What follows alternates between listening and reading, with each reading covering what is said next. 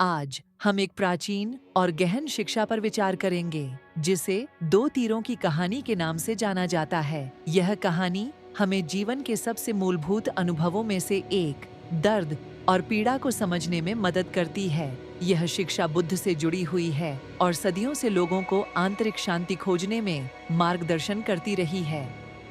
यह हमें दर्द और पीड़ा के प्रति एक नया दृष्टिकोण प्रदान करती है, जो हमारे जीवन को गहराई से प्रभावित कर सकता है। इस कहानी का मुख्य संदेश अपरिहार्य वास्तविकताओं और आत्म पीड़ा के बीच के महत्वपूर्ण अंतर को उजागर करना है। यह हमें सिखाती है कि जीवन में कुछ चीजें हमारे नियंत्रण से बाहर होती हैं, लेकिन हमारी प्रतिक्रियाएं हमारे अपने हाथों में होती हैं। जीवन में हम सभी को कभी न कभी तीरों का सामना करना पड़ता है। ये तीर बाहरी दुनिया से आते हैं और हमें शारीरिक या भावनात्मक रूप से चोट पहुंचाते हैं। यह पहला तीर अपरिहार्य दर्द का प्रतीक है, जिसे हम चाहकर भी टाल नहीं सकते। यह दर्द मानवीय अनुभव का एक अंतर्निहित हिस्सा है। चाहे हम कितने भी सावधान क्यों न रहें, जीवन हमें कभी न कभी चोट पहुंचाएगा ही। यह शारीरिक और भावनात्मक दोनों तरह की चोटों को दर्शाता है, जो हमारे अस्तित्व का एक स्वाभाविक हिस्सा है।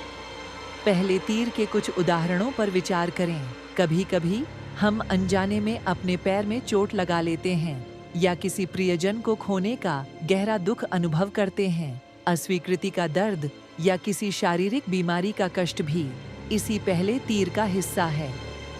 ये सभी अनुभव जीवन की कठोर सच्चाइयां हैं, जिन्हें हम टाल नहीं सकते। ये अपरिहार्य अनुभव हैं, जो हमें जीवन की क्षणभंगुरता और अनिश्चितता की याद दिलाते हैं। यह दर्द का प्रारंभिक अनुभव है, जो हमें अपनी मानवीय कमजोरियों से परिचित कराता है। लेकिन इस कहानी का असली सबक दूसरे तीर में छिपा है। यह दूसरा तीर बाहरी ताकतों द्वारा नहीं चलाया जाता, बल्कि यह पूरी तरह से आत्म पीड़ा है। यह वह पीड़ा है जिसे हम अपने प्रारंभिक दर्द के जवाब में खुद ही पैदा करते हैं।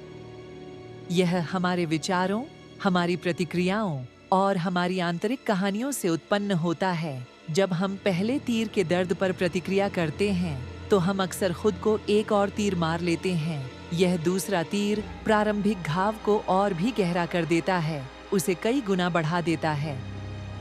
यह मानसिक और भावनात्मक प्रतिक्रियाओं से पोषित होता है, जो हमें दर्द के चक्र में फंसाए रखती हैं। दूसरा तीर कई रूपों में प्रकट हो सकता है। दर्द पर लगातार अटके रहना या हर बात पर शिकायत करना इसी का एक रूप है। भविष्य का डर, आत्मदया या अतीत की घटनाओं पर लगातार चिंतन करना भी दूसरे तीर के ही उदाहरण हैं। भविष्य की चिंता, नकारात्मक आत्म बातचीत और दर्द से चिपके रहना भी हमें इस पीड़ा में बांधे रखता है। वास्तविकता को स्वीकार करने से इनकार करना या आगे बढ़ने का विरोध करना हमें इस आत्म पीड़ा के जाल में फंसा देता है। इस कहानी का मूल सिद्धांत बहुत स्पष्ट है। दर्द अपरिहार्य है, लेकिन पीड़ा वैकल्पिक है। हम हमेशा पहले तीर को नियंत्रित नहीं कर सकते, क्योंकि जीवन में कुछ चीजें हमारे नियंत्रण से बाहर होती हैं, लेकिन हमारे पास दूसरे तीर को नियंत्रित करने की शक्ति है। हमारे पास यह चुनने की शक्ति है कि हम दर्द पर कैसे प्रतिक्रिया करते हैं। हम दर्द को स्वीकार कर सकते हैं, उसके प्रति सचेत रह सकते हैं और उपचार के लिए प्रतिबद्ध हो सकते हैं। इस अंतर को पहचानने के कई लाभ हैं। यह हमें आत्म पीड़ा के घावों को खत्म करने में मदद करता है। यह हमें जीवन के प्रति एक अधिक लचीला और शांतिपूर्ण दृष्टिकोण विकसित करने में सहायता करता है। यह हमें सिखाता है कि हम अपने आंतरिक अनुभवों के स्वामी हैं। इसलिए पहले तीर को करुणा के साथ गले लगाएं, उसे स्वीकार करें, क्योंकि वह जीवन का एक हिस्सा है। लेकिन खुद को दूसरे तीर से मारने से बचें। अपनी प्रतिक्रियाओं को चुनें और अपनी आंतरिक शांति की रक्षा करें।